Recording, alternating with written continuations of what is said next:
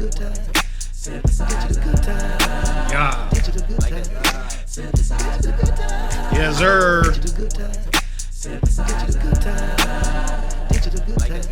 Yeah. Get you the good time. Hey. Let you lap dance on your lap. Ah. Let you lap dance on your lap. Man, oh man. Ladies and gents in all of the spectrum of genders and identities that exist, 100%, you all are in for a special treat. This is a treat that has been baked in the oven for a millennia, and it's ready for you. It's going to be served up on this platter, and it's also gluten free. So if you're, for those of you that are gluten free or vegans, whatever I'm just saying we provide multiple types of treats, and this treat, y'all, man, has been like at least a year or more in the oven baking. It's very special. Oh, if I didn't tell you, I go by the name of Small Eyes with a Z. And who do we have in the building with us today? Man like Complexion representing West London, UK. Woo! let's let me get my soundboard going. Oh, Let me let the people know who we have in the building. I mean, I'm gonna get to his like official intro a little bit later on, but this brother Complexion, man. I mean, just to keep it real with y'all before we get into the nitty gritty. This brother, now I've seen him live. That's how we first met. Went to his show. One of the best DJs in the world. He's in my top 5, and I mean that sincerely. My brother, who also shout out to Work Crew, shout out to X, shout out to Hourglass, shout out to Jeremy. They are also some of my favorite DJs in the world. But you're right up there with them, and the kind of DJing, the kind of art that you do, the kind of community building you do, it resonates with me, and I felt that the second we met. Long story short, he's incredible. He's a beast. He's world renowned. He just did a second run on Selection, one of the best mix shows, rivaled with his mix show, the Future Beats show, bro. What I have to, you guys have to excuse me because I'm not gonna fan out, but in all honesty, this show has gotten me through so much over the years. I found Future Beats right around when I found Selection, and I don't know who came first. I know you've been around since at least 2014, 2013, 2014. We'll talk about your origin story, but I found them concurrently, almost around the same time, and it was like they were both insatiable desire. They were all both insatiable sounds because I'm a literal music fiend. I have to have music, and that's how all of us who are music fiends, or even who associate themselves or call themselves DJs, which I'll give myself that title. We'll get into that. We consume it at levels that are like astronomical, right?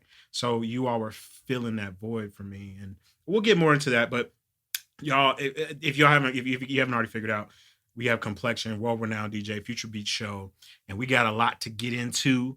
So we're going to get into the warm-up. I got some announcements and stuff, but we'll save those announcements. I want to get into the energy, man, because I want Complexion. I want y'all to feel what he's going to bring in. So one more time, we're going to bring him around with applause. And we're going to start with what I call the warm-up. So I'm trying. I got these sounds. I got this soundboard. I call it my spices. It's what helps provide variety in what we got going on. So if you don't know, I do know because I follow this brother. Again, I'm a devout follower of the Future Beat show and crew and community. He is a gamer, and he's talked about it a lot of times. And so I wanted to have this kind of unique conversation, myself being a recovering gamer. So I stopped gaming for like a decade, to be in all honesty. Wow. And I didn't really get back into it like seriously up until around 2019. And I've always had my setup. So I'll tell you my setup and then we'll get to it. I've always had a boot camp controlled Mac that has the ability to run Windows. And up until basically the last 4 or 5 years, you've really been able to have a console on a PC. Well, you've been able to have a console like system on a PC forever.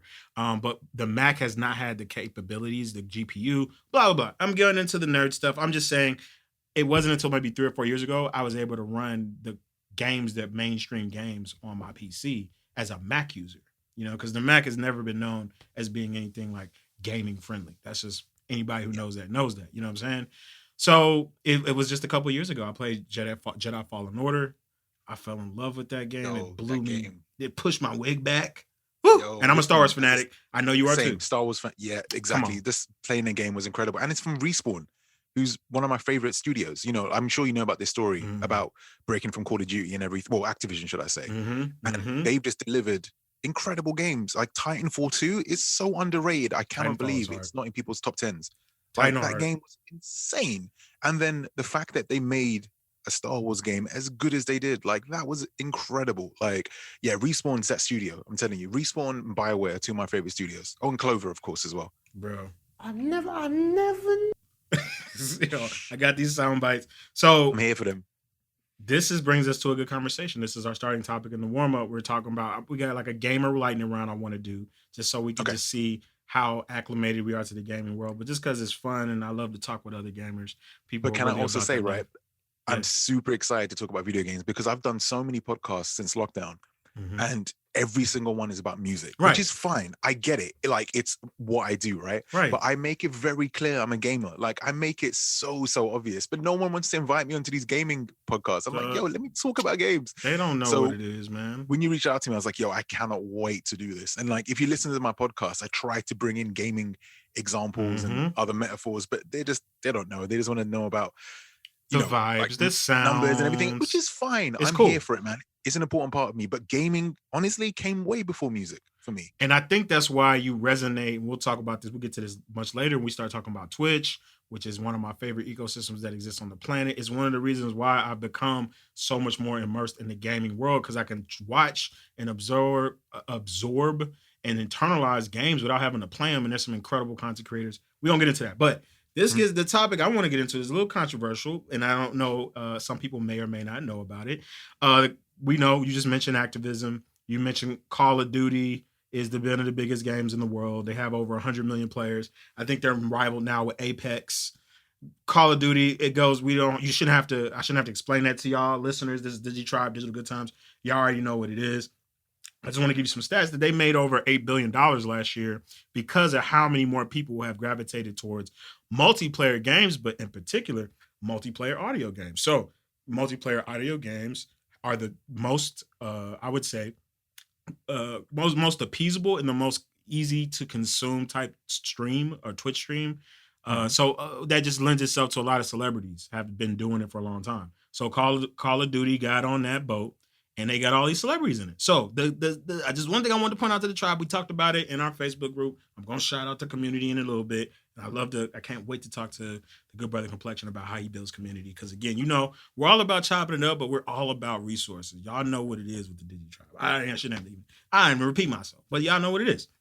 So at the beginning of this trailer, there is Gunna and there is Young Thug. And, maybe in future episodes, we'll be able to pull it up and I'll actually be able to cue it so you can see it while I'm talking about it for our YouTube tribe. We got podcast tribe. We got YouTube tribe. But they started off, basically, long story short, fucking Gunna starts off, or he passes Young Thug the gun and he says slap. And I'm not going to say that too many times because a lot of rappers play around with that word, but it's literally like a legit specific gang slang.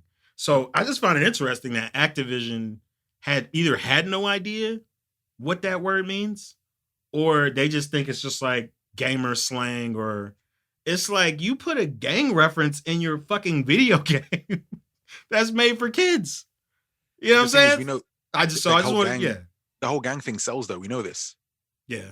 This is why you have kids in the middle of America from like upper middle class households shouting gang, slang and all kinds of things, because that's the kind of stuff that sells, unfortunately. Yeah. People want to be down with that life. I mean, even if you're in the UK, I mean, we obviously have our own gang culture here. Yeah. It's the same over here. We were getting that too. I want to talk about the UK sound explosion and just kind of how that landscape is changing too. But I just thought it was interesting. Most people don't even know what that is, because if you listen to rap, you listen to trap, you just hear the word. But I just happen to have peoples that are immersed in many backgrounds. That's all I'll say. And they're like, yo, this was the same thing that was happening when we won't say his name, when let's just say the Despicable Cheese Rat, when he was out, and I'm so glad that he's now, no one's talking about him anymore. But when he was popping, people were saying, I won't say the whole thing, the T-Way, saying T-Way. Kids were saying that. This is a gang, a specific gang. So if you are out saying that and their rivals are around, I mean, it's a problem. And as you said, we know gang culture and op culture has permeated hip hop, Yep. and it's actually really, really sad and disturbing. However, I just wanted to point that out that this is where we are in the culture. It's mainstream. Gaming is mainstream. So, with that said, I got this. And I think that says it all right there. I want to get into a lightning round with you, Complexion, and just to give the people, because like we said, let's get into what we love, the things that we loved as youth, as children, even as adults, and the things that allow us to continue to keep that spark. So, first gamer lightning round question is going to be, actually, I got to listen. This is my little gamer sound. What was your favorite game or genre? You could do one or the both or both from your childhood, and why? Like, what was the game that you just it changed you forever? So this is a very tough one, right? Because It could be more than one. I know that so sometimes I'm more old than enough to remember, like, I grew up on the 8-bit NES, one. the Woo, NES. Talk about it. So that's, to me, one of the best consoles, right? And then obviously the Super NES, which we called it over here. I know you guys called it the SNES. Yeah, SNES, Um, Super Nintendo. Yeah. So again, that seeing Link to the Past for the first time and seeing like Mode 7 graphics was like, yo, what is this? But what I will say is, for me, I know exactly what game changed for me, what games can be. And what it was, I was at the time I was working in this electronics store in the UK called Curry's. Now, I'm not sure what the equivalent for you guys would be, but it's just one of those electronic stores which sells like washing machines. Best Buy, or Yeah, like does appliance. Best Buy sell washing machines and stuff though? Yeah, they sell all kinds of Oh stuff. yeah, so it's Yeah. like a Best Buy basically. So I was working there, and at the time the PlayStation 1 had just come out, and the PlayStation, everybody wanted the PlayStation 1. And they had a demo system in the Game store. changer. Now, system. I used to work in the audio section because I just like music. So I was like, oh, put me in the audio section, but I'd always wander over to the gaming section. And they had the demo reel on the PlayStation running. So you saw Gran Turismo, all these games. And there's one game that would turn up and I'd look at it, be like, yo, what is this? And it was a guy doing a flip and then shooting. And there was all these papers everywhere. And there was a ninja flipping away from him. And the screen would go black, and this writing would appear, Metal Gear Solid. Ooh-wee. And I was like, what Gear. is this? I have not seen anything like this before in my life. Like, what game is this? And then getting the demo discs. I remember the demo disc from one of the magazines would have the first level, the helipad, as the demo, and you can play it. And I remember hiding, and then one of the guards saying, yo, whose footprints are these? I was like, wait, what? So you couldn't even hide. And that game made me change my thinking in terms of how games work, because games weren't like that before. You know, you before you leave the room, you come back, things reset. You didn't feel they were intelligent. You didn't feel they had AI. No. That you didn't really feel that. And this AI was experience. The first time I was like, yo, this is insane. Because if I'm not mistaken, Halo would come out as well at the time. And everyone would talk about the enemy AI in Halo. And for me, nothing really happened that made me think like, oh my God, these guys are super intelligent. Right. I know in hindsight, I know they were. Right. But for me at the time, it just didn't click. But with Metal Gear Solid, that was just insane. But not only that, that was the first game that genuinely felt like a movie. It gave me that experience. Really and it was also like, I mean, Hideo, how do you say it? Hideo Kojima. Hideo Kojima. We gotta say his name because he's a guy. No, he's a gaming guy. He's amazing. He's a gaming guy. And yeah, he blurred the lines between movies and video games, and also how the game was. I'm a big fan of stories that take place over one day or like a night. And that's what Metal Gear Solid was. The enemies were amazing. The bosses were incredible. The music was insane. In hindsight now, yeah, a lot of it is cheesy. And it hasn't aged incredibly in terms of the voice acting and stuff. Right. But the game still holds up. And one of the things for me with that game, which definitely is more important to me, is my younger brother used to play the game. He's unfortunately not with us anymore, but I have so many memories of playing this game with him. And I remember completing the game. And when you finish the game, you can get a bandana, which gives you infinite ammo and infinite everything. So then I'd complete the game, get the bandana, and then he'd be playing and he'd just go around onto guards, go invisible, stick C4 on them, run away, blow up the C4. And I'm just like, this is crazy that he's playing this game and I've not told him what you can and can't do. Right. But he's just like, I'm going to do this thing. Right. And he's just done it. And that's incredible. And then also I remember on my PS1, I used to have this thing. I think it was called an exploder. It might be called something else. But it was something you put in the back of your PlayStation and you could install cheat codes and you could also back up your saves. Okay. Yeah, So like we had like a back Game up Shark type thing. But yeah, it was kind of like a Game Shark. Yeah. Okay. So I used to back up all my saves on there. And what I remember this, I got to almost the final fight. If you've played the game, you remember there's a point when you have to, you get a key and you have to make it hot and then you have to make it cold and the key changes depending when it's hot or cold, which was actually very clever. And I saw Metal Gear and I was like, right, I don't want to finish this game yet. It's too amazing. So I backed my save up and then I deleted the save from the memory card and I started the whole game again because I thought the experience has been so amazing that I cannot just finish this now. I need to experience it again. So for me, I know it's supposed to be a lightning round, but the long-winded answer is Metal Gear Solid for me. That's how you know you're a real gamer. Well, this is it. Yeah, but that changed games for me. And you know, like, yeah. All right, so let me find. I'm gonna find. I never knew. That's the one. But yeah, there's that's the so one. That's many the though. one. I mean, so here's my Resident thing Evil 2. about games and like how they resonate. Like you said, to important memories, important people, important times. They change and shape the way you even kind of look at reality. And I'll give my little story, and then we'll move on. There's a lot more we can get into gaming, but we like to make sure that these episodes hit you and are impactful. So you know, we got a lot more to get to. We got a lot on the plate, y'all. So this might be a meaty episode. So it might go beyond our hour. So yeah, y'all sit tight, okay? Y'all sit tight and be okay. For me, I love Metal Gear. I can feel your passion. My brother's a huge Metal Gear fan. Shout out to Awful Truth. It's a cerebral game. So Metal Gear is a cerebral game. That's what we were talking about. Halo is cerebral, but not as much as Metal Gear. It's a cerebral military, like Call of Duty. People who play Medal of Honor. My brother played all those kind of games. It's tactical, right? And so I love that. I love the game, but it just was like, for me, it wasn't, you know, when you find a game that you're not going to be as strong in, or it just doesn't resonate, if that makes sense. So for me, it's always been fighting games. And my first game, and it's a PlayStation, so I mean, I got it on a Super Nintendo. We love the Super Nintendo. But it was the PlayStation, and it was Street Fighter Alpha. Anybody knows me, I'm a huge Capcom, Marvel stan fanatic. Like, just, that's it. And the reason why, it was a game that not only I was good at, you know, and I mean, you know, let the rabbit out the hat. Y'all might know, you know, I was born, you know, premature. I was born without one arm. I was born with one arm. So to be able to play that game, and I'm gonna boast on myself because, you know, I'm actually like, I'm pretty good. Now I can't play with streamers. I can play with regular people who maybe have played fighting games before. And if you play Capcom, you will probably tie up.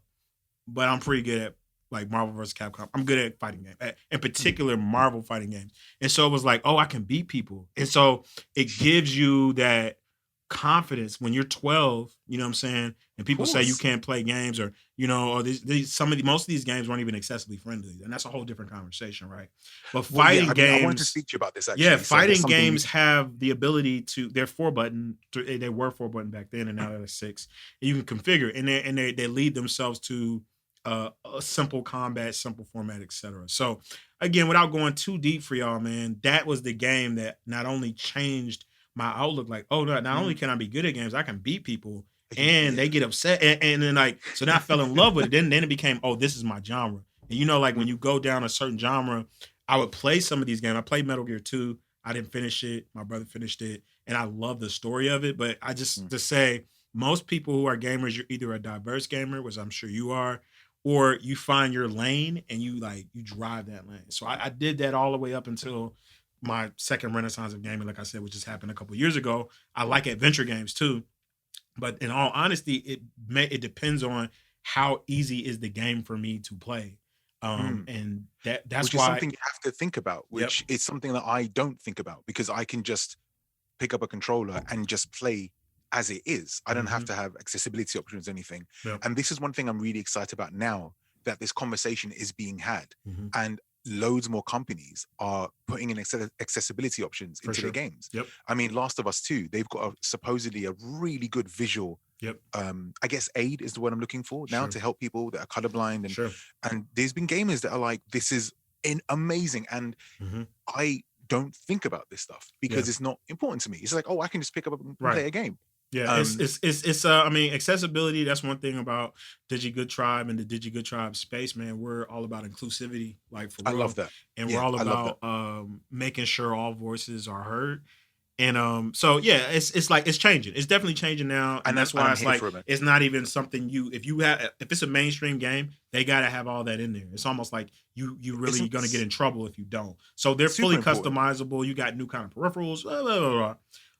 But before we get up out of this gaming topic, I do want to say, what has been your favorite game recently? Like we could say in the last year or during the pandemic, and why? So there's two games, I guess. So I know you shouted at Capcom. I was going to Yeah. say, when you Capcom's asked me the great. question, Capcom. I was going to say, I don't really have like a favorite company, but I think it has to be Capcom. I mean, I've grown up with the side-scrolling beat 'em ups. Mhm. Final Fight. I remember playing Final that when I used to Fight go home to is- Pakistan to see my family. I Mhm. go to the arcades. There's a game called Snow Brothers I used to play, and Final Fight, and Street Fighter 2 as well. And speaking about Street Fighter, so That's dope. I I love Street Fighter. played Street Fighter 4 like competitively. Like Guile was my guy. I Nice. stuck with him and I chose him because he was awkward to play, but also very effective. But You were in simple. So tournaments? Wait, no. You Yeah. can't just skip over that. You can't just say I played Street Fighter 4 competitively. I wish I had my You can't just like, I say don't have that my and then we stick. just skip over Well- it. Wait, so well, you no, were I- in tournaments? Yeah, I was in tournaments in the UK Wow. and stuff. Yeah, I think I'm definitely not as good as you. If you're in tournaments, I'm not as good as you. I won 2 G's at one tournament, which is What? the best I've ever done. Wait a second. Hold on. and- Hold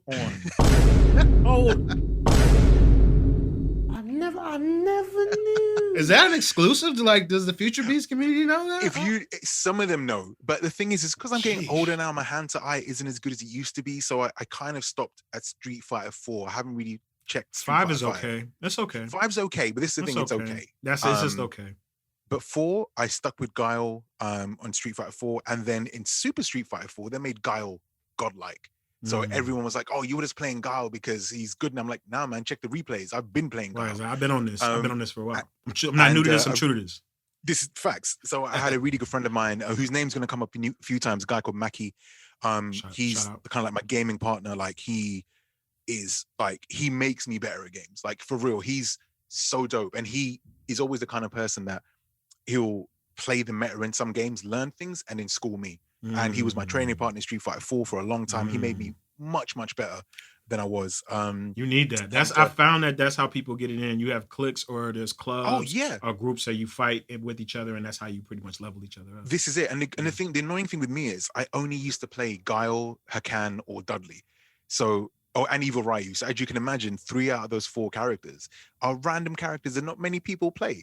You know, like Dudley people play a bit more, but no one really played Guile and Hakan.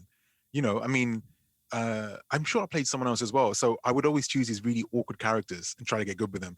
Mackie, on the other hand, he would always have a wide range of characters he'd choose. So he'd always make me better because I knew how to play against other characters, if that makes sense. So I go to the arcade, I see some guy who's playing Sakura, I whoop his ass with Guile, and then he'd come with Dalsim thinking he's got tricks. I'm like, bro, I know these tricks. Don't even like worry I already about know it. your counters. Yeah. And it's fine. I know this. It's okay. But not everyone was used to playing against Guile, so that was a benefit for me. So Street Fighter 4, and well, just going back, Capcom, I have a lot of love for them, man. So when you said that, I wanted to say a little bit on it because Capcom you gotta do if you're from a competitive background. Like I said, we dropping a hell of exclusives on this episode. This is a real deal. This is what's just gonna like happen now. If your listeners and viewers are going to be like, yo, let's battle Complexion. Listen, I'm out of it now. I don't play anymore. I play for fun. I'm not as good as I used to be at all, right? So I'm just putting it out there. I'd love to we got to get a match. I would love to play. Like, you can school me, man. Like for real, because I'm down, man. Yeah, I only play 5. I have 5. I don't have 4 on my Steam, but that would be fun. That'd be fun. Okay, so what we gotta do? We're gonna transition. We're gonna transition it in. We got so much more, y'all. This is just hang a on, warm before up. we carry on, Oh, go I ahead. must Yep, say, sorry. I didn't even talk about the game yet. My bad. Oh yeah, I'm so no, sorry. I was yeah, so no. excited with Yo, Street no. Fighter 4. I'm Keep it so moving. sorry. Go for it. Go for it. Only because this game is amazing, right? Go for So it. the game you said that I've got a lot of love for, played a lot, right? So another semi Capcom game made by Clover, now Platinum Games, a game called Okami, is Okay. one of my favorite games of all time. I'm not sure if you're familiar with Okami. No, tell me about it. I feel like So it's made by Clover, which was an offshoot of Capcom, where they were making like experimental dope games. okay. And they turned into Platinum Games, which made Bayonetta and some other Okay, I have heard of Bayonetta. what's it, No More Heroes. Okay. That's Platinum. So it's a typical Japanese beat 'em up, slash 'em up kind of gaming. Okay. And Okami, the art style is incredible. It's an old Japanese folk tale, which they've made into like a game. So it's very similar to the Zelda games in terms of it's like an Okay. action adventure game. Okay. And you play a wolf called Amaterasu, and she's a sun goddess who comes to Earth in a wolf form, and you basically just have to help the country. Basically, it's such an incredible game. What console is The it? art, Is it? it came out first, if I'm not mistaken, on the PS2. Okay. Maybe it was the PS3. Let's say it was the PS2. And Okay. then after that, it's come out on the PS3 as a re-release. It's come out on the Wii, on the Switch, Okay. the PS4, PC. Now, here's the thing. I have got this game on every single console it's come out in, Mhm. but I have never completed it because I can't bring myself to finish this game. I love this You game love it so much. You don't even want to finish it. I can't. Now I finally got it on Steam because I Mm. now have a gaming PC. Shout out to my boy Kevin. So now the gaming PC, Let's go. I've got it.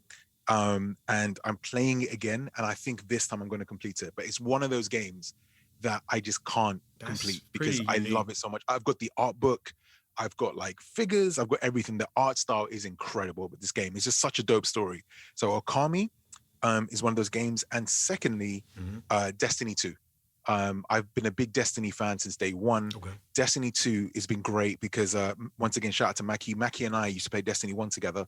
And because we never really had like a raid squad of 6 people, we would do raids, 2-man raids, because we didn't have people to play with. And we'd actually do some of them as 2 men. And Mhm. it was great. And now with the TFBS community, which is my radio, the Future Beat Show, we now have the TFBS astronauts as a clan. So we raid every week with people. Shout out to Kev, to Grizz, to Beefy, to Pat, to Blaka. I'm sure I'm missing out someone, Adam, like our regular raid squad. And it's just a dope game you can come back to every week, have fun. You got a Yeah. meta to chase. You know, you're always trying to get the best weapons and the best armor. And it's one of those games where I'm not as good as I used to be in PvP. And I sometimes hate the game, but I always come back to it because it's just fun to play and there's always something to chase, which is nice. So over the pandemic, Destiny 2 has definitely been that comfort game, you know, that I can go back to. I've made friends over it. And yeah, it's been dope, man. So I'm here. So shout out to Bungie for Destiny 2. I know a lot of people don't really like Bungie at the moment, but listen, man, to run a game for 7 years and the quality is pretty high, you know, like that's a good thing to do, man. It's difficult. So yeah, Destiny 2 over the last year has definitely been that game for me. Y'all don't even understand. I gotta do this. Y'all have no idea where we just went. You know what I mean? We went into the deep gamer bag. I thought we were just gonna like, you know, we're gonna seize it. I realized that he was a gamer. I didn't realize how true to the game. So it's like, oh yeah, I'm a newbie. I'm excited. This dude is not new to this, true to this. He's like in his bag. So he got into the gamer bag. Maybe some of y'all are, you know, into that. Most of DigiTribe, I know most of them game. Some of y'all might have been like, I don't know what half you were talking about. But guess what? Here's what I have to say to that. People wanted to be here. That was their decision. Like you chose this podcast, okay? These are good times. Just know we want to show the dynamism. Is that a word? Dynamism? Let's make it a word. Yeah, we're making it a word. We want to show how dynamic we are as humans. Like we're not just like one thing. I think this is something, and I'm not a sports person. I'm not gonna pretend like I am. So I know you're into sports. I'm not. But I just saw the interview with Kevin Durant on $1 million worth of game. They're doing some unique stuff. I like what they're doing as far as their podcasting. But he was on there, and we know Kevin Durant is unique. But just the fact that he was referring to himself as an artist, you know what I mean? And he wasn't saying it cavalier. He's like, you know, we're artists. Like, this is our talent. This is our gift. And, you know, I might do this, but I have other ways. They were asking him like, how do you run your business and how do you, you know, spread yourself into the other things that you're into? Because he's in the music too. He's in the branding, etc. And he's like, yo, we're artists. Like, so I should be able to manifest this talent in other ways beyond just like the main thing you see me for. And so I think this is a good example of that. Like people, we're multifaceted. We exist. We're multitudes. So we're more than just like this incredible world-renowned DJ. He's also a hard-body gamer who used to be getting it in the tournaments. Did y'all know that? You did. This is why I get so excited. This is why, like, I trust me, man. I can talk about this forever and ever because I never get invited onto podcasts where I can talk about this stuff. Yeah, and man. it's such like I tell people, video games came before music for me. See, you know, video games have always been there, man. Like when I've been down and when things have been bad, I turn to video games. Like that's my escape. And I've made lifelong friends over video games. You know, and I've the people that used to bully me in school. These people became friends and they became gamers. We bonded over gaming. You know, I remember one of these guys used to be like, he's one of my best friends. I was the best man at his wedding, but he was crazy in school. My guy used to throw tables at the teacher and stuff, and I was mad scared of him. And I think one day he wanted a drink or something. I said, yo, come to my house, grab a drink.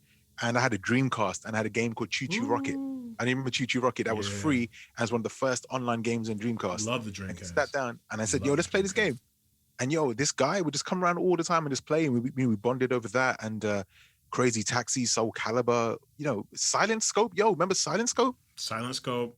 Shenmue was my favorite on Dreamcast. Shenmue changed my life. And that's what I know we can go down. Shenmue will take us down because, bro. Okay. So I've never played it, but I'm gonna play that game. That's one of the changer. That's a game changer of a game for me, man. Well, I'm sure we're gonna talk about this, but I'm sure you have a gaming backlog. Yes. Oh, for sure. Yes. For sure. So that's on mine for sure. Shenmue is 100% there. So I need to play that. I don't like what they did with Steam with the release because I was waiting on Shenmue 2. That's a whole different conversation. Okay, so y'all, we're gonna keep it moving just because there's so much more to talk about. And again, we want to make sure we not only show who we are, we're multitudes, but we're gonna get into resources. And this is one thing. This brother is a gamer influencer. He's a SoundCloud influencer. And this is where we get into the bag because like we really get into what the nitty gritty, I think, because a lot of our audience is content creators, musicians, artists. And they're like, you know, SoundCloud, like what's going on with SoundCloud? Is it really, you know, where it was before? And here's what I have to say. I have my transition theme. This is our next topic.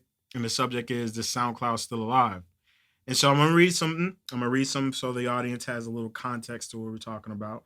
And this will get into the conversation. SoundCloud, and I quote, is a streaming service. It's a user-generated content platform. It's a music distributor. And it is a record label all in one. And this is from an article kind of describing what SoundCloud is able to do, comparable to rivals like TuneCore, DistroKid, and of course, Apple Music, Spotify. SoundCloud recently launched their fan-powered royalties. So they're trying to change the way people, and in particular musicians and creatives on their platform, are paid to capture independent market, because the independent market supposedly generated almost $2 billion, $1.2 billion last year in just raw cash sales. And SoundCloud's volume increased 60%. So people say SoundCloud is dead. It's not really. This is the untrained eye. This is the people who aren't really, again, in the scene or in the soundscape. To the untrained eye, they feel like SoundCloud is dead. So I want to ask you, as a influencer, a content creator, someone who has created an entire community off of this platform, do you think SoundCloud is dead? And what's your counter to people who say that?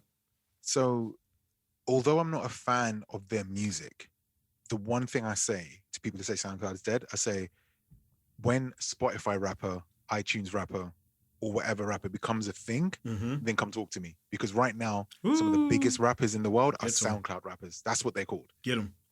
That's it. That's all I say to them. You gotta drop that SoundCloud rapper it's a genre, like SoundCloud rapping now. And it's not for me. I must say, it's not for me. For sure. But it's a genre. So until something else becomes a genre, then don't talk to me until then. You know, like that's it. But then also, I don't understand why people want to hate on other platforms. If you don't use it, it's fine. You know, like I've grown up with people saying like Nintendo versus Sega, and I get it because you have your different mascots. Everybody's got their tribe, man. I get it. PlayStation, I'm Xbox. Yes, but I get it because we had exclusives then. You know, like so it was like Xbox had Master Chief, you know, and Nintendo had Mario. So I get that. But when it comes to things like SoundCloud versus Spotify and things, if people say SoundCloud is dead, then but what's it to do with anyone? Like, you don't need to say that. I mean, SoundCloud is thriving still. Like, you know, my a show exclusively in SoundCloud still gets anything between 15 to 30,000 plays a week. That's just on SoundCloud. Exactly. And I can't go on Spotify because Spotify won't let me have my show on there because of copyright reasons, even Right. though I'm playing original music. Right. I can't get it on. I have it on iTunes, but I can't get it onto Apple Music because Apple Music doesn't really have anything for me to upload to. Right. And the other things, I think they're great, but not for what I do. Mixcloud is great, but the biggest problem for Mixcloud with me, Yeah, I'm interested that in your it's- take on it because what is- people are split. DJs are like, you either Mixcloud tribe or you Yeah. SoundCloud tribe. well, SoundCloud I understand because they have stricter copyright rules, Mhm. so I understand that. However, with Mixcloud, it's like DJs listen to other DJs, and now the thing with DJs is we don't really listen to other DJs. That's real talk. Or I'm if glad we you're do- saying it. I'm glad you're saying No, it. but it's and to be honest, I'm not speaking for every DJ. Not every DJ. I but can only speak for most. myself. Most people, most DJs. You don't- You'll do it when you're like potentially trying to see what the sound is, but That's it. You're not unless it's like, again, if you're in the top 5, and let me say this again, you're in the top 5 best mix shows in the world. That's just real talk. So a lot of DJs kind of gotta come see you. So that I do want to keep it real. Some DJs like Selection, we know, because you're just on there, are the tastemakers of this soundscape. We could call But it. see, this is the difference, Yeah. you see, because we're playing music that you're not going to get everywhere because a exclusive. lot of my music gets Exclusive. sent directly Right. to me from You can't artists. find it. You can't even find it. You can't find it yet. So when you go to Mixcloud, and this is the biggest thing for me, just to kind of pivot slightly, Yeah, sure. with Twitch, for example, I never understood why DJs would get onto Twitch and play exactly what they were playing in clubs. Mhm. It's like you have a moment now where you can play whatever you want, Mhm. and yet you're still here playing top 40 stuff. Like, yo, if you like, if you flirted with house music and you like some kind of house music, yo, play house music. Or if you want to play album tracks, play album tracks. It's no problem. But Mhm. a lot of DJs has jumped onto Twitch and did exactly what they do in the clubs. And in the clubs, they're not even doing anything different or unique. They're just going with what the crowd wants. Now, sometimes Spit you it. have to do that. I have those bookings. I call them the get paid. Like, shut the fuck up and get paid bookings. Like I've got bills to pay. So Real I talk. do things like Real I do talk. things like brunches and other things. Like, it's nothing wrong with that. It's fine. But experiment as well. And I think that's what I'm very happy about with my show, is that I get to play stuff that I enjoy and that I like, and stuff that isn't really, well, at the time wasn't really well known. Mhm. So for me with Mixcloud, it's, you won't get many consumers that don't know what they're doing. Oh, sorry, let me rephrase that. You won't get many people that are just casual music listeners on Mixcloud. Right. But Yeah, Mixcloud is there's a- mostly other DJs or Mhm. radio presenters and things. And we know we don't really like to support each other. With DJing, there is this kind of underlying thing where It's just like, yeah, I'm competition. better. It's MC. It's It's just like rap. It's just like rap. I'm an MC. I come from that world Yeah. as well. And it's like Exactly. you'll study. So I like to draw this parallel, not to cut you off, but just from the hip hop MC world, which I've been doing since I was 18. And it's always, you'll study and you have your crew, you have your people that's in your circle and your community you rock with, and you'll check their vibe. And I do believe this atmosphere has changed now, because we're from the old school. Like, you know what I'm saying? Like, if we're in our 30s, your late 30s, 40s, like, we're from a different generation. So there's a lot more community and a lot more collaboration now, just because you kind of have to. You collab and you aggregate your numbers and your followers, et cetera, and that's not a bad thing. But there was this competitive thing of like, yo, nobody's as nice as me, so like I don't really listen to, like, even like we've heard Wayne say before, which I know is total bullshit, at least somewhat bullshit, that he doesn't listen to anybody. Like, he thought 21 Savage was a group or whatever. Like, Yeah. People say that in order to escape the reality of you. If you're someone who's in the soundscape and you're actually really like making moves, you have to be on the frequency. So you have to be at least tapped in somewhat. You know what I mean? And I think that's what's changed too. And that's what's changed with musicians, artists.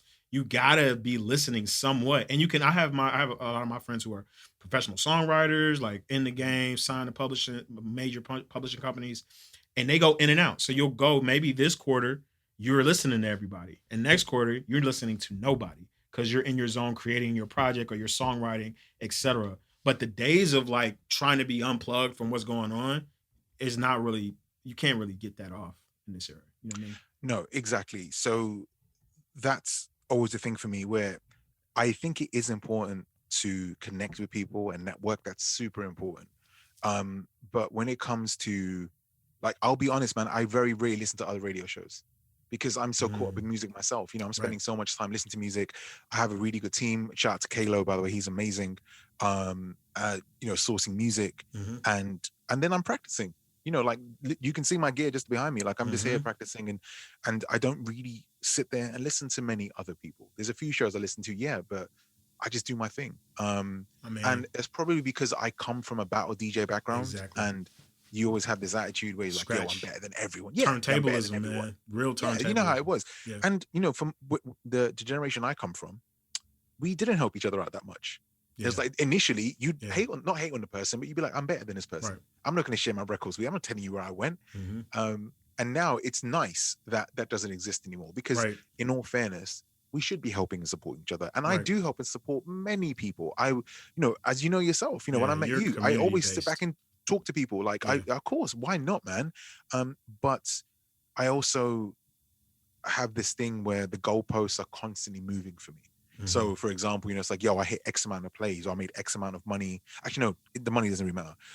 Let's just say I did X amount of gigs or Mm-hmm. something, and then it's like, oh, cool, I've hit that target.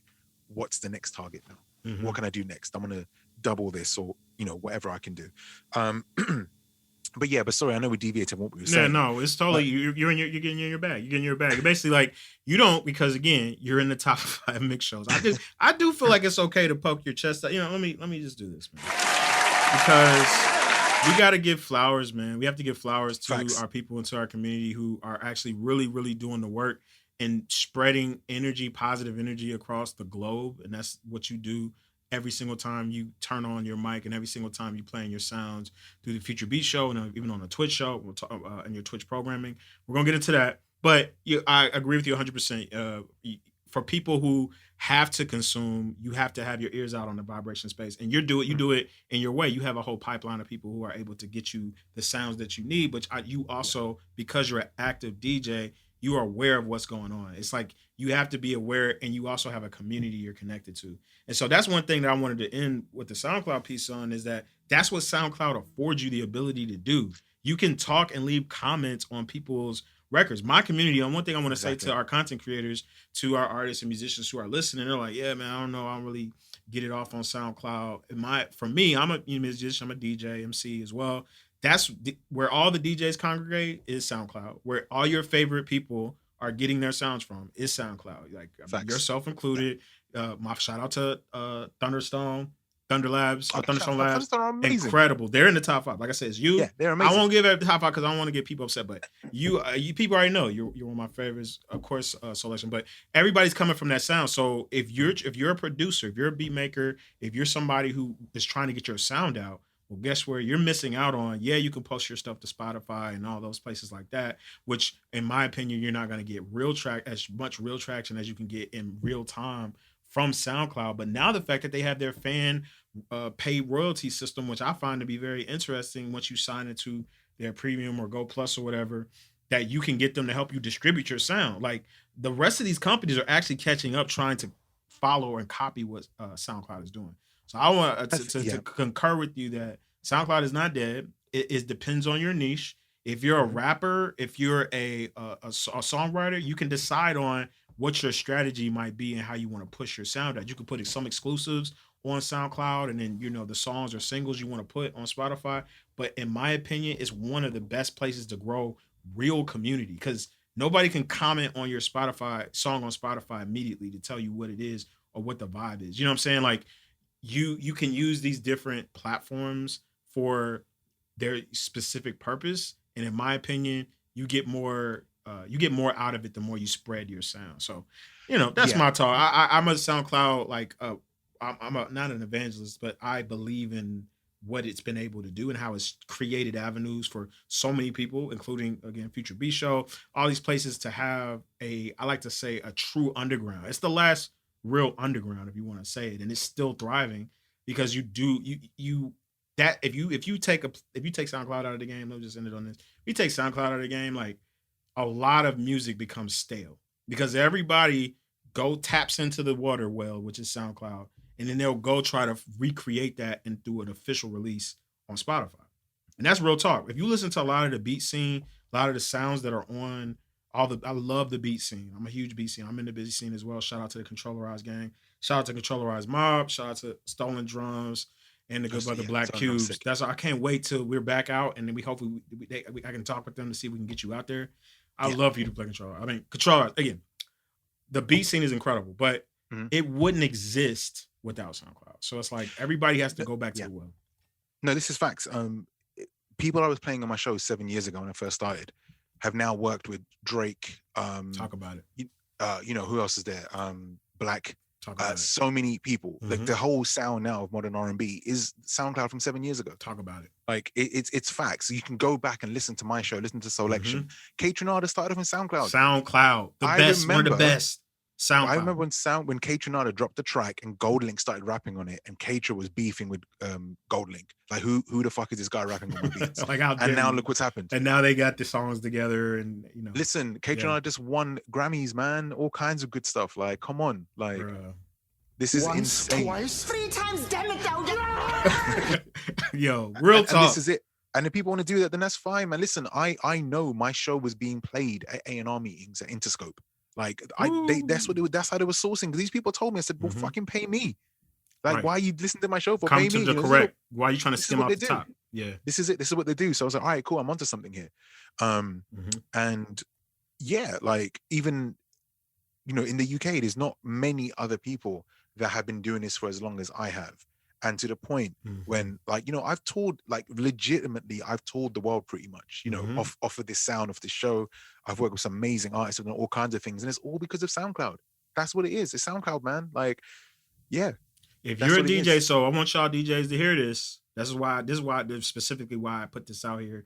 And I wanted to get it from the, like, straight out of the mouth of one of the, again, top elite.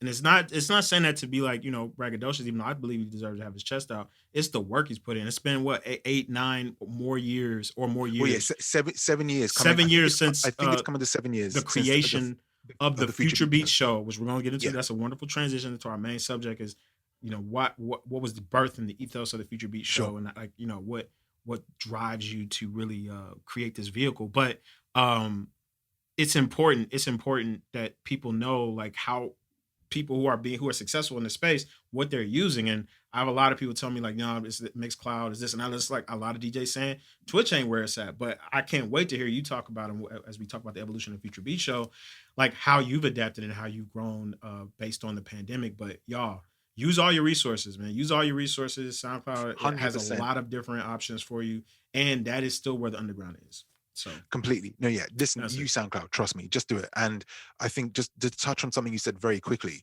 one of the most important things with SoundCloud is the social aspect. The reposting, the messaging, the comments, it all really helps. And not many other platforms have what SoundCloud has in that sense. There's a lot more coming up now, right? But SoundCloud has the infrastructure. And they've got again. For Digi Good Tribe, y'all know we got our Patreon coming soon. Again, I can't wait to, Complexion talks about how he has this community building going as well. But we're trying to get our Patreon going, so we'll have that. I said we're going to have it this episode. It's going to happen next episode. I just know that I'm trying to get it right. Like, we're not playing. We want to make sure it's going to be quality, and we're going to have a lot of quality for you. But I wanted to mention that to say that you have to have monetization streams and monetization spaces, and SoundCloud is one of them that you can use to not only push your art out, but to also be able to try to make a living off of it. So DJs, utilize the spaces that you have available to you. So we're going to get into our main subject, our main meat and potatoes, or, you know, vegan, gluten, whatever food piece or item. Are you vegan? Products. Are you vegan? No, I just don't eat pork. Right. Yes. 100%. 100%. Shout out to our Digi Tribe, our entire Digi Tribe. Shout out to our Muslim tribe. Shout out to everybody representing. I know it's Ramadan right now. Yeah. Shout out. We got to represent that, man. We're all inclusive. Shout out to everybody really out there representing and living in their truth. You know what I'm saying? So with that said, we're going to get into our next topic. That's my transition sound. It's all fine, another one. It's totally fine. So we've already touched a little bit on it. Good Brother Complexion is giving you some jewels on how to get it in a SoundCloud, how he's thrived in that space. But I want to take it back a little bit and talk about, like, what was the ethos of Future Beats. But before we do that, we already talked about what he's done, but I want to read a little bit. You know, DJ Complexion, aka the Future Beats Show, has been going on for 7 years. He has toured and played in almost every part of the country, including Hong Kong, Shanghai, Perth. Shout out to Perth. Brussels, Glastonbury Festival, you name it, he's collaborated with. Just did the selection show. We mentioned that earlier. So this is a brother who is doing a lot, making a lot of moves. But what makes him impactful, as we talked about earlier, is his sense of community and his sense of wanting to not only give back, but be grounded no matter all the different levels of success that are going to come and more to come. And that is one of the things that I find to be humbling and I find to be incredible about this brother. So tell us, what made you start the Future Beat Show? Like, where were you at in your career? Because you already said you've been DJing for a long time. You're a turntablist. Yeah. You're like a professionally trained DJ. Like, what made you say, you know what, it's time to grow this in this way? So for me, I've always been, I've had the mentality of a futurist. I'm always trying to see what's next, what's going to be big. And especially tech-wise, like I'm a big fan. And how tech can make life easier and also just help you reach out to more people. So in my career at that point, I had done the bottle service clubs. I was regularly DJing in a place called Marbella in Spain, which is just like, it looks like a Rick Ross video over there. Like if you've ever been, like that's what it is. And no, it's cool. I have not, but it sounds. Oh, okay. Sounds Yeah. great. It's like it's yachts, rooftops and things. And it's cool, but what I've learned is I'm straight edge because we say teetotal over here. To you Americans, teetotal. Teetotal? Yeah, that means straight edge. Okay. It's straight edge. Okay. Yeah, that's what it means. So I'm straight edge. I realized this when I toured in the US. I was like, because people buy me drinks. I'm like, yo, I'm teetotal. And they're like, there's a Starbucks around the corner, my guy. I'm like, what? Yeah, so straight edge. So things that I've always been in steady relationships, the whole thing of being in these places, it didn't appeal to me at all. You know, like it just wasn't different world. It's two different world. That's what it is. Nothing. If that's your world, that's fine. Yeah. Do you have fun? It's just not for me. And also, like I said, I wasn't really experimenting much with music. I was just playing, you know, it was like the new Jay-Z record or the new Tiger record or whatever. And that's fine. There's places for that. Right. So I was doing all of that. And then I started DJing in a place called Nottingham, which is where Robin Hood's from, which is like 2.5 hours away from where I live in London. So I'd go there every weekend, you know, and I know Americans, 2.5 hours for you guys driving isn't that big of a deal. For us, it is. Like, kind of is. For me, it is. I don't like driving a lot, but I get what you're saying. Like, I get what you're saying. Yeah, it's not an easy drive. So I drive to the club. I'd be in the club, you know, for 4 hours, loud music, speaking to people. It was a great party. Shout out to everyone from Bed Club. It was like such a good vibe. But driving back home, the last thing I want to do is listen to more loud hip hop and R&B music. Like, it's the last thing I want to do, right? Especially because I'm on the freeway. It's dark. The stars are out. It looked incredible. So I would always listen to video game scores because they're just, you know, and what people don't realize with video game music, it's made to be listened to over and over and over again. Repetitive. Because loops. Yeah, because we're going to be doing these levels again and again. So I listened to so many orchestral scores from video games. And, you know, even things like Third Strike, one of the most amazing soundtracks, Street Fighter Third Strike. Incredible soundtrack, man. You know, loads of other games. And then I started listening to other electronic music. So I discovered someone who people will know called Sango. And it's like, yo, this is amazing. What is this music? Like, this is insane. So I started listening to Sango. He's another game changer. For real. Just Sango, like, this is sick. So at the time, I was doing an R&B and hip hop show on this local community radio station called Westside. Shout out to Sonny and the guys at Westside. So called because we're on the west side of London. And West Side? And it was called the Midweek Meltdown. And it'd be like just R&B and hip hop. And then when I discovered Sango, I was like, yo, this is sick. And then before that, I was listening to this guy called Ferris Mueller, which is a play on Ferris Bueller. And he was doing a lot of R&B remixes, but they were kind of more electronic. So I was like, yo, what is this guy? So then I started playing his music on my show. And then they were like, look, this, you know, the station people were like, look, this is cool, but stick to what you do. I'm like, all right, cool. And then through They weren't ready for it yet. They weren't ready for it yet. And then through Ferris Mueller, I discovered a couple of other people, Sango, like I said, being one of them. And then when I looked into Sango, I was like, oh shit, there's a whole label that puts this kind of music out. And that label was Selection. So then through that, Esther, Lakim, Shout out to Esther. Woo. plenty of other people. There's like Heavyweights. Lindsay Lohan, amazing. Oof. So many good people. So then I started playing this music on my show, and they'd be like, all right, cool, you can't play this music. Like, you know, you gotta take the R&B stuff. I'm like, all right, cool, fine. Basically, that happened a couple of times. I kind of got in trouble, and they're like, listen, you need to stick to what you're doing. Otherwise. Really, like it was big. I mean, but it still got the same. It's the same BPM. Like, was it? It just was because it was different. It was different because at the time the show. I mean, I'm not sure what the station would be like for you. Was it like a Hot 97 type show? I was just about to say Hot 97 kind of station, you know, where all you play. Like imagine going Hot 97 and playing like ballet funk or something. Yeah, like, what is this? Yeah. Okay, I got so, you. And then eventually having a back and forth, I showed them my numbers and I was like, look, I'm getting 300 plays a month on SoundCloud and playing this music. Let me do it. They're like, all right, cool. So then I started doing the Future Beat show, and it just came about from wanting a change from hip hop and R&B music. That's what it was. I was so tired of listening to the same stuff, the same drum patterns, the same music, especially the stuff that's very commercial. There's always good underground music, but I wanted to change. I've always been a fan of instrumental music. So that's how I discovered it. Started playing it. And yeah, it was dope because it was something new, something fresh. Selection were already, I think, like 100 episodes in, if I'm not mistaken. So they were killing it. Right. And yeah, then I discovered a bunch of new labels, started reaching out. And then from there, I remember one of my first listeners was a girl called Yannicka from New Zealand. My abroad listener. You shot her all the time. New Zealand. You shot her. Like, that's how you know I'm a Future Beats fan. Like I'm a Future Beats. That's how you know. Yeah. And then it was like, yo, there's someone from New Zealand listening to my show. This is insane. And then from there, yeah, man, like people just started listening more and more, and it grew. And there was a bunch of people from the UK, like shout out to Forward Slash, who has produced Black's last EP. You know, this is someone I used to playing like 7 years ago. I remember he was with his mum, and they were listening. He was messaging me like, yo, I'm listening to you on the radio right now with my mum. It's insane to hear my music being played on the radio. I was like, yo, that's fire, you know. And so there's a guy called Stu who's now doing stuff with OVO, Chloe Martini, so many dope people. And that's how the show just started. And I just went from there, man, and just kept doing the show every single week. I really loved this music and I really wanted to push it. My partner at the time, I remember she said to me that I don't think anyone's going to really listen to this music. It's too chill. It's not going to like go anywhere.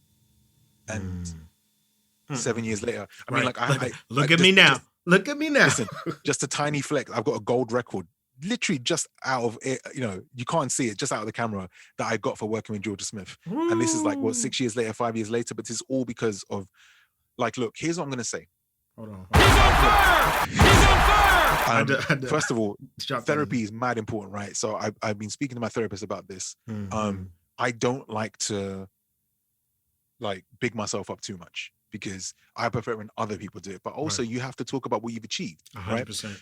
And it's important because I'm not trying to be a dick when I say these things. Like, I genuinely am proud of what I've done. And for me, a person of color from West London, talk about it, playing his music on a local community station, right? Yo, listen, I have toured the world. I've done 4 boiler rooms, you know, bro, you know, 2 US tours by myself. You know, shout out to Jay and my booking agent, Ingo Company. They're amazing. But like, I don't have a booking, like, I don't have a manager or anything. I'm doing this by myself. I don't have a team. I have a very small team now. But you can do this. And the annoying thing is I didn't do anything special. I just believed in this music and what I wanted to push. And for me, space is a very important aesthetic for this music. And the reason it is like that is because I love space. I love talking about space. And this is the only way I could drop space facts on people and talk to them about it without sounding like, without people's eyes glazing over. I mean, I think it's one of the reasons. First of all, I gotta do this. I have to, man. I have to. You gotta get flowers. And then I just want to use this because I think it shows how resourceful and how important, you know, your work was. Tony Stark was able to build this in a cave with a box of scraps. Yo, Tony Stark did it. Yo, my man Complexion did it from the mud. That's, we talk about getting it out the mud, bro. Listen, I'm telling you, the stuff I just used what I've got. I've not had any amazing equipment or anything. I've just done what I've got. And if you watch my Twitch streams from the first one to the one now, we've gone from like using a phone as a webcam And no, before that, I was using Instagram. So I was streaming on Instagram. And what I do is I would point my phone at my monitor and have a video playing so I could have graphics. Mm-hmm. And then I'd have like a connector going into Instagram, into my phone port. And then I was DJing on the left here. And I remember a couple of times the phone fell. And then you'd see me like scrambling over to grab the phone and aiming it back at the monitor. All this kind of stuff happened. And we've gone from that to now having like pretty much 4K, 60 frames a second graphics on Twitch. Beautiful. And this is all because of it's my community.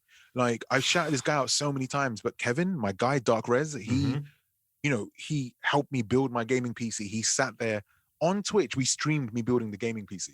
And with like a 15-second delay, he was super patient. He helped me build everything. And first try, it booted.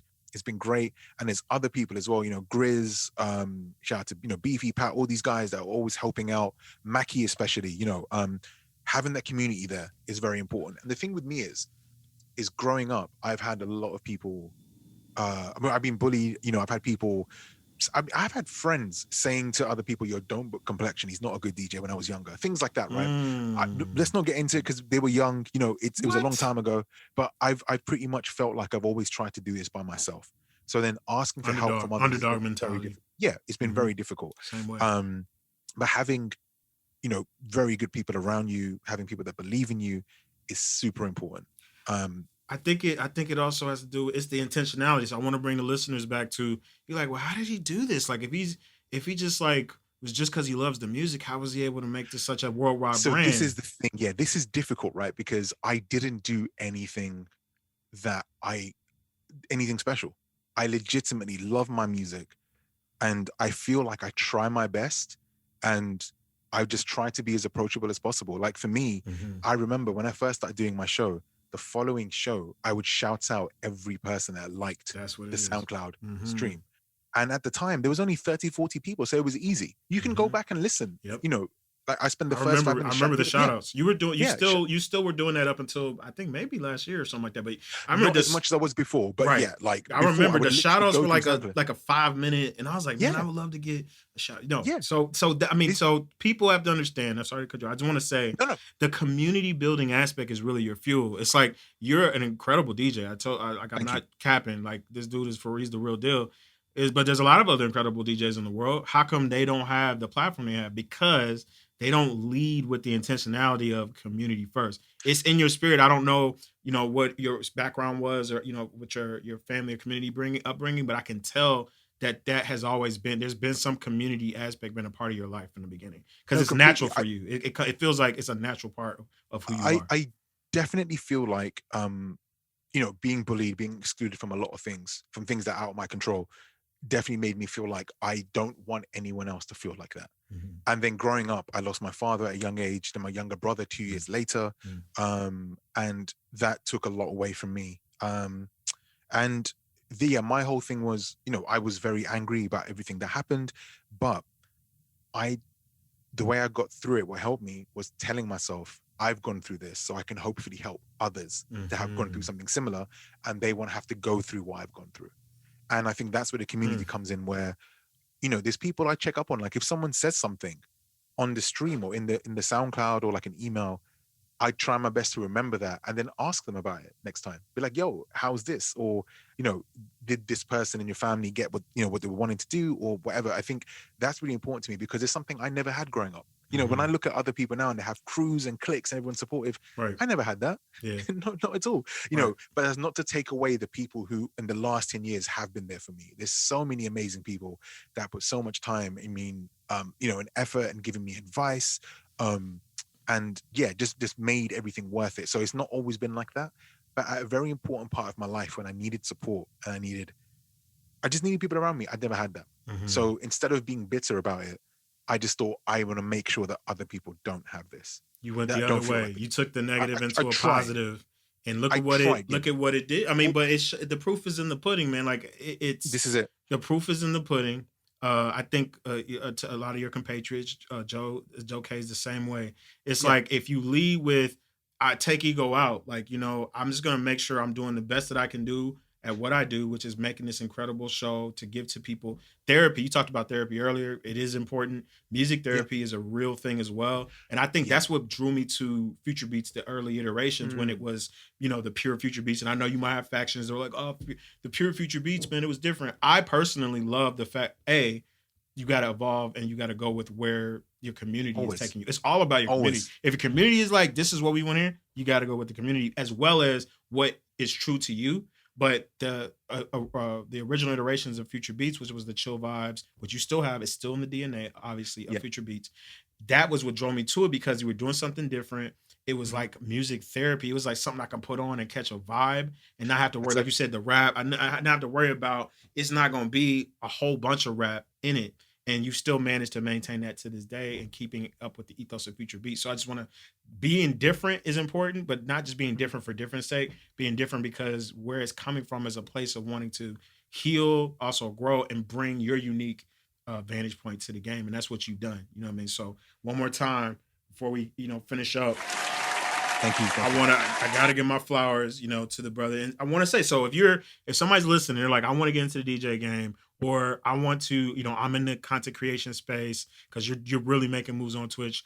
What would you say to people what they need to be thinking about and how they need to be moving if you're a DJ? Because a lot of DJs are disenfranchised. We could, that's a whole different episode, right? We can have about how displaced and how it's a totally different game now. You know what I'm saying? Even though the world is opening up, you can still guarantee not all spots are opened up. It's not, it was already very few spots for DJs. Again, you're in the top, you're because you work to get there. But for people who aren't even close to like what their booking rates, they're getting 1,000 or under, which is where I would qualify. I'm even below that. People who aren't even at that space, like there's not a lot of space. So you thinking that everything's going to open up, you're going to be able to easily play outside. That's not a reality. So what would you say to a DJ that's in the game now that might be feeling disenfranchised? It's like, what do I do? Like, should I do Twitch, or what has been successful for you? And what would you recommend for people who are trying to push forward? So it's difficult because we have this thing of comparing ourselves to people all the time. So when you look at people online, you're like, oh, he's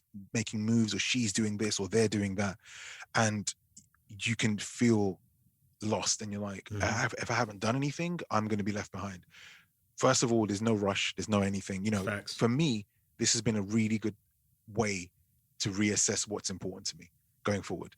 And I think one of the things I want to do is DJ less, if I'm being honest, because I was DJing so much before that it'd be bad for my mental health. Like I said, like health. Yeah, I DJ some places, and it would just be, people being rude, screaming and shouting, play this. And I'm like, oh man, like this is not what I need to be doing. This, and then the scheduling and everything else, chasing, like, I just got paid from something, which is like, they were supposed to pay me like a year and 2 months ago, and I just got paid. Like, I shouldn't be chasing money like this. No, it shouldn't be a thing. That's real talk. But what I will say to people, this is the top. This dude is in the top. This is what I want y'all to hear. Like, y'all DJs got the game. Like, just people got the game messed up. They think something is different than what it really is. So facts. I appreciate you being honest. Super facts, man. And there's so many times when I've woken up and been like, I can't do this anymore, or this person's got more Twitch views than me, or more plays than me, or this person's already DJing, they're getting bookings. Comparison is a thief of joy. I'm sure people have heard that, right? And it's very easy to do it, but of course we do it because we want what other people are doing, because we think, I'm working hard, that means I should get this. It doesn't always work like that. No matter how hard you work, that doesn't mean you deserve everything. Facts. What people don't talk about is networking, community building, talking to people. Like, if there's events going on, go to these events to support these other promoters and DJs, and they'll know you. And then you can reach out and say like, yo, listen, I'm a fan. Can I come play? I'm like, yeah, cool. Like that's how things happen. You connect with people. In terms of what you've asked, what I will say, one of the most important things is something you touched on earlier, which is to use all the social media platforms for their benefits.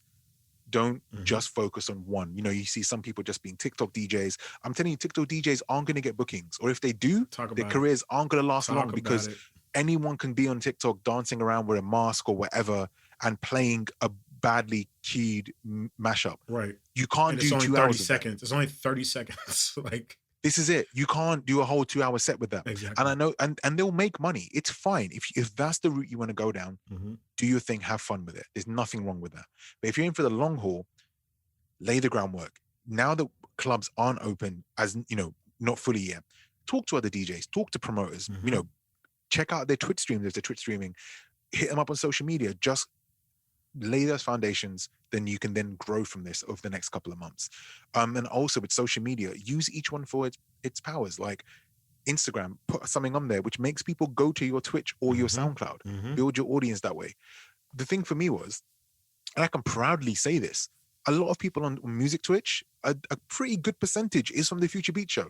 Because the thing with me was, I already had my audience.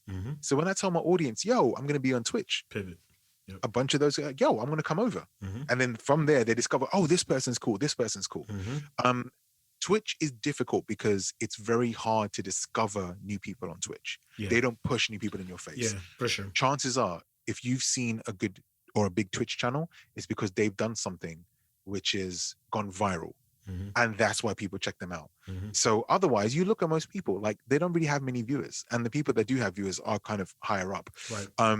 So like I said, do a Twitch stream, cut a clip, put it on Instagram, share that and say, yo, if you want to see more of this, come over to here. Or if you want to hear the audio, go to SoundCloud. Discord is something very important as Talk well. about Discord. it. I just joined y'all. I wanted to get into that because, again, the numbers, you as you mentioned before, you have an incredible platform on SoundCloud. People are matriculating over into the Twitch.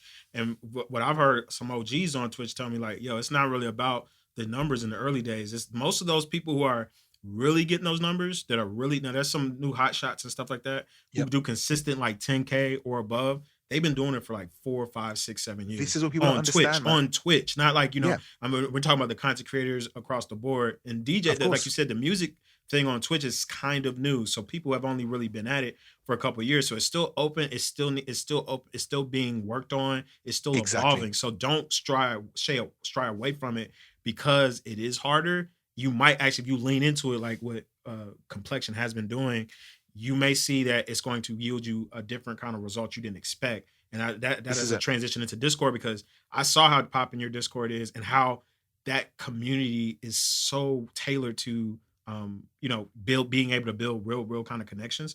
Talk about how you've been putting that together and so again, it just comes down to people like Mackie. He's someone who, not only has played games with me for years, but he's always been at the forefront of things like Twitch and Discord. And he said to me for years, he was saying to me for 3 or 4 years, get onto Discord, get onto Twitch. I was like, nah, it's fine. SoundCloud's cool and everything else. And then when I was forced into it, it's been great. The numbers, of course, always fluctuate with people going back to work. The numbers are kind of all over. Sure. Me being in the UK, it's timing wise is very difficult. Right. 70% of my fan base is on the West Coast. They're 8 hours behind me. I can't be DJing at 4 a.m. Right. And then streaming for, so that's all these things factor in. However, what I will say is, I get anything between 60 to 200 viewers on my Twitch channel, right? The money has been steady. We've made so much money for charity. We've raised over, I think, 7K for charity, food banks. My merch drop. We sold out within 8 minutes of my merch. I need that too. By the way, I'm gonna get round two's coming. Round two's coming, man. Give me an early preview so I can, just give me an early preview, man. Oh, fact, we got. You need to worry about it. I'm wearing a content creator right now. Like, shout out to Easy. Love that. I was gonna say, you already know Easy. I don't know if you know Berlin or Barleezy on Twitch. He's one of those one of those guys on Twitch. Like, I'm Dante. There's a couple of them that are young guys, 20 in their 20s, black and brown content creators that have been on Twitch or have been YouTube. Most of these people come from YouTube.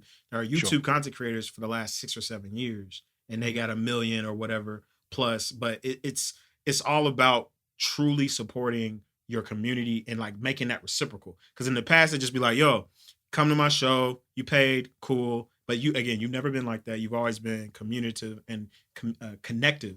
But now DJs or content creators, you don't really have that luxury. You actually have to build a community, because if you don't, it's going to be way harder for you to thrive. This is it. But then here's the most important thing, right? Imagine if I'm maxing out around about 200 people. That's not all the time. I mean, normally nowadays it's anything between, like I said, 60 to 70 to like 150 viewers, right? However, I've seen some OGs in the UK that are doing way bigger things than me. They're making half of the money I'm making, or a third of the money I'm making. Right? And the thing is I always tell this to people. They always say, yo, how do we get more numbers? I'm like, you don't need more numbers.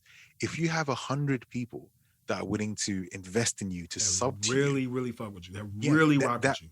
well, imagine they're buying merch at $25-$30. 100 people doing that. Some people bought like multiple, teas and other things. Of course. That's going to add up, because you can have your 10,000, 12,000 Instagram followers And or viewers. nobody supports you. This is it. Unless they're supporting you, what's the point? There's absolutely no point in doing that at all. And that's the problem. We focus too much on what we see on screen with numbers. It's like, oh, I've got like so many viewers, I'm going to kill it. Nah, man, it doesn't matter. And this is the thing. I stay quiet about this, but listen, Twitch, thank you. I love you all. The last year, you've kept me out of, stressing about money. And it's not all about money. I'm not making loads of money, but I'm saying I can survive. To make a living off of your art. To make a living off of it. That's just in Twitch. This is you can see, if you're watching the video, I stand here and I DJ. Literally, this is it. With the camera. And I'm making, with the camera. Yep. Yeah, this is what I'm doing. And this is it. And I've been able to stay at home, and so many people have just donated money. Just like, yo, here's some money. Like, we love what you're doing. We want to support you. Thank you. And that's crazy to me. Like, we've given so much to local charities because, so many more people were depending on food banks to survive. And we gave money to the food banks. There's so many people that have hit me up with ideas. We've had listeners hit me up just saying they can't afford to pay their bills. Like, yo, we'll got you. Don't worry. We'll take care of it. Don't have to say nothing to anyone. Like, because I know what it's like to be like that. Right. I know what it's like, man, like I come from a single parent household where we lived on, I guess you guys call it social housing. Like Section 8, we call it Section 8, but it's Section 8, okay. Yeah, and that's that. So I know what it's like. And if I can help people out, I would do my best, because ultimately, we're all going to be gone one day, right? And the only thing that's going to stay behind is our legacy and what we've done for people. Like, my dad passed away I want to say 96, 97. People to this day, what we're recording this is 2021, still tell me stories about him and then what he did for people and other things. And if I can do something like that, then that's cool. And yeah, people might say it's ego, but also it's just like, that's the way to be around forever, right? Like, people like Stan Lee, you best believe I'm never going to stop talking about Stan Lee. From day one, from day one, my guy has been super inclusive for all races, creeds, everything. And this is when a time when that wasn't normal to do that, and that's amazing. So although I'm not trying to compare myself to Stan Lee, I'm just saying, like, look at people like that. And it's amazing to leave a legacy. And if I can do something like that from my bedroom, that's incredible, right?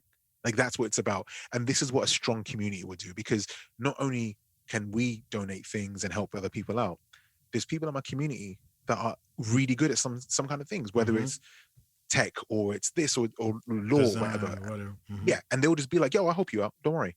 It's cool. And they'll help each other out. And that's the most wonderful thing. If you build it, man, the people will come. I got to say this. And I think that says it all right there. And people wanted to be here. That was there. And also, waking up in the morning, thinking about so many things. Like, yo, we got super real, but we also kept it very grounded and very, like, specific to the Brother Complexion's journey. And I wanted this to be that's what we are. Digi Good Tribe, Digital Good Times is all about building community. We're all about empowerment, tech empowerment. And his brother just explained to you how he used tech, turntablism, all of his tools to build what he's doing now. And it's not just about him. It's about his community.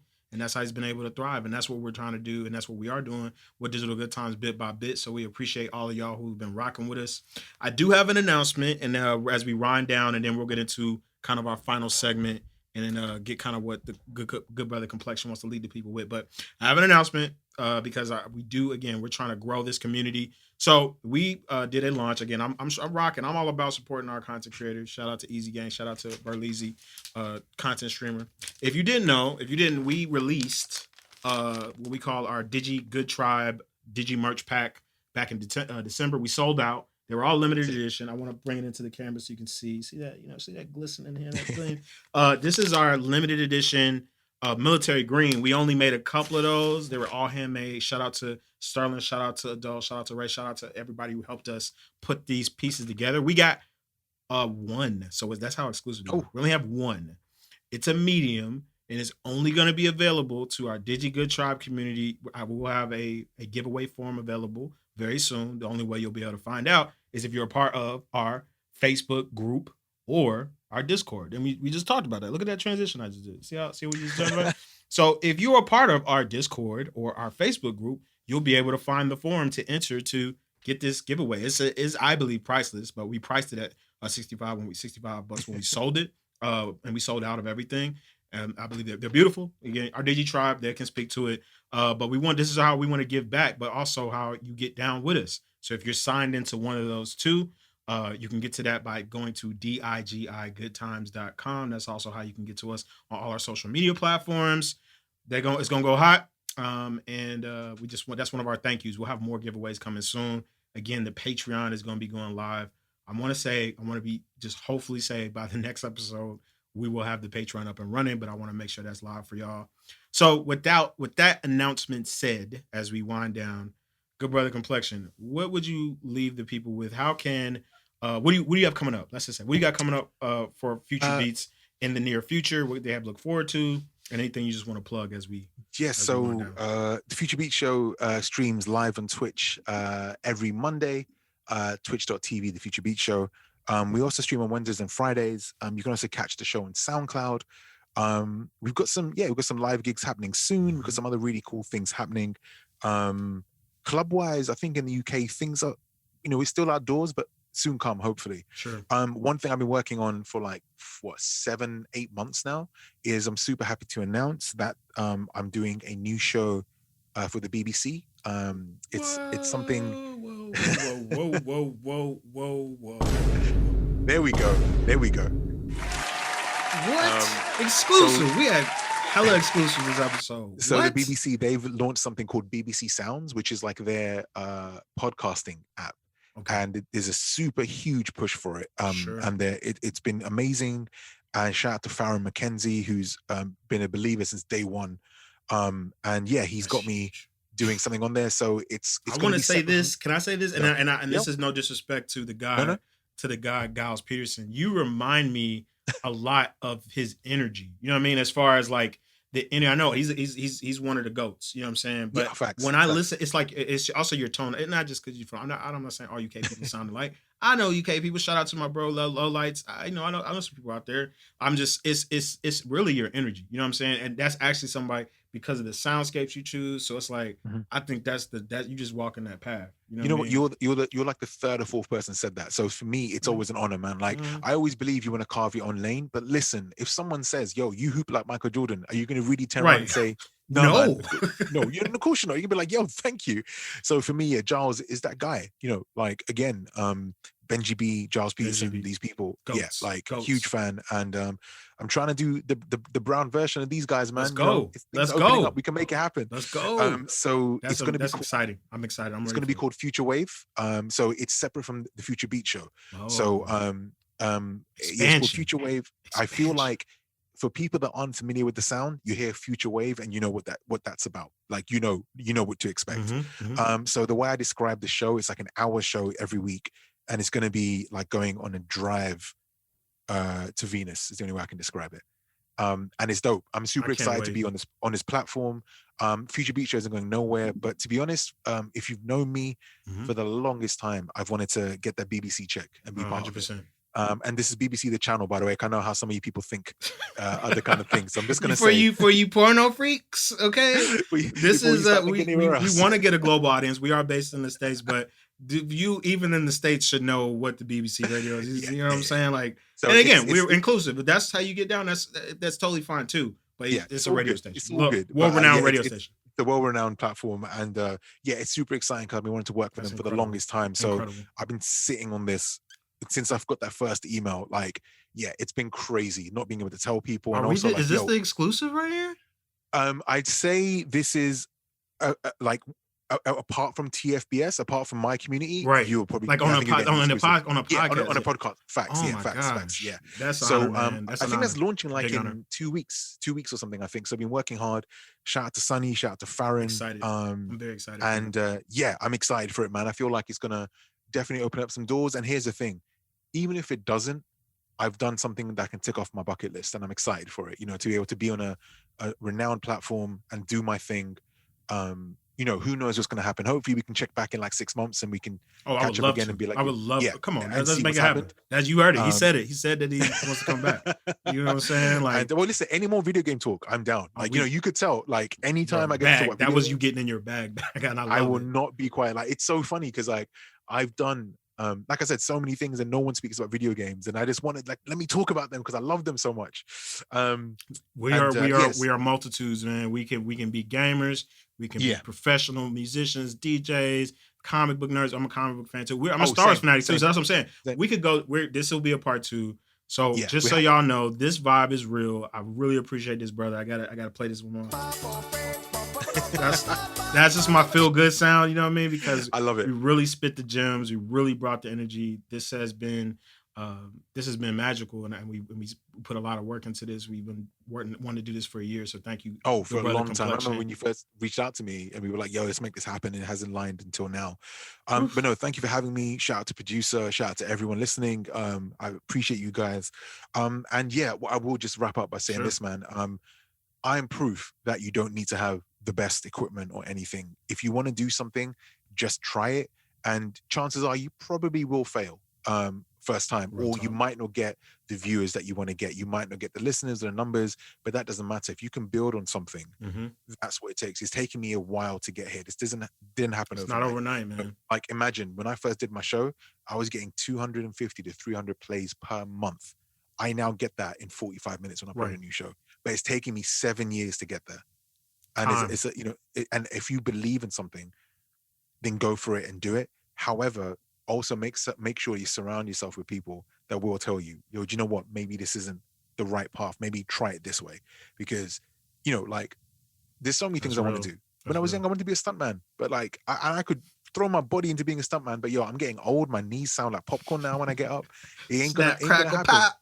Yeah, but you need people to kind of say to you as well, yo, do you know what? Maybe try it this way or that way. So, be super focused in what you want to do, but also be open to people telling you and giving you direction. The mistake I made was not working with people. When I did work with people, they screwed me over, some people. So that happens as well. But you have to go through this so you can then find people that do believe in you, are part of the cause, and will support you and have your back. And that will happen. It takes time, but it will happen. So keep going.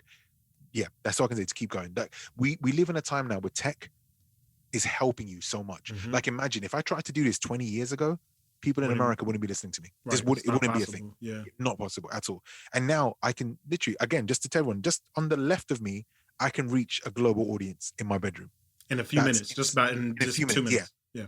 Insane. So use the tech, use it, reach out to people. And if people in your city don't fuck with you, someone in the world will. I will tell you this now. There's no one in this scene, especially in the UK, that has done what I've done. Yeah, if I throw a party here for my own self, people won't come. However, I go to the US and we can sell out parties in the US. So go to where your audience is, right? If they're not where you are, there'll be someone in the world will listen to you and support you. So there's so many artists that I know that didn't pop up in the UK. They went to Tokyo, they went to Dubai, they went to India, wherever, and they popped off there and made a career. People are like, yo, where did that person go? They're sitting there making the money. They went to where they were needed. Don't even worry about it. So if people in your city, in your country don't support you, look at the numbers. SoundCloud has a really good system in there where you can look at what city supports you. If you're popping off in Paris, save that money, go to Paris, do an event, right? For me, the US, like I said, 70% of my audience is from the US. So it made sense. When I last toured, we did, I think, 14 or 15 parties. We sold out 13 of them. Of course. Amazing. This is a brown dude from West London, man. So if I can do this, you can. Just stick with it, stay with it, keep going. That's all it is. I mean, there's not even, I think I have gunshots, but, no, because you know what? The culture we're in right now, but I will do this, though. You deserve a flex bomb. Cool. You deserve a flex bomb. Yeah, flex bomb. You deserve a flex bomb. You deserve a flex bomb. Yo, there's nothing to follow up that with. Just, that's it. That's the last. He's going to have the last words. This is. Look, man, thank you for having me. That's all I can say, man. Thank you so much. Epic. This has been epic. He said it on there. We're going to have a part 2 checking 100%. In. And it's been an honor. And I appreciate you. And I appreciate everybody riding with the Future Beat Show. And Digi Good Tribe, if you build it, the people will come. And they will. They will come as long as you are putting your whole heart into it. So facts. I say shout out to Digi Good Tribe as well, man. Appreciate you guys. Y'all already know what it is, man. So on that note, we out here. Y'all hope y'all have a wonderful rest of your time. And we'll be back with some more incredibleness. Y'all already know what it is. I go by the name of Small Eyes, and we got Man like Complexion. already. We out here, man. Gamer gang as well. Y'all know what it is. Let's go. Let's get it. Peace.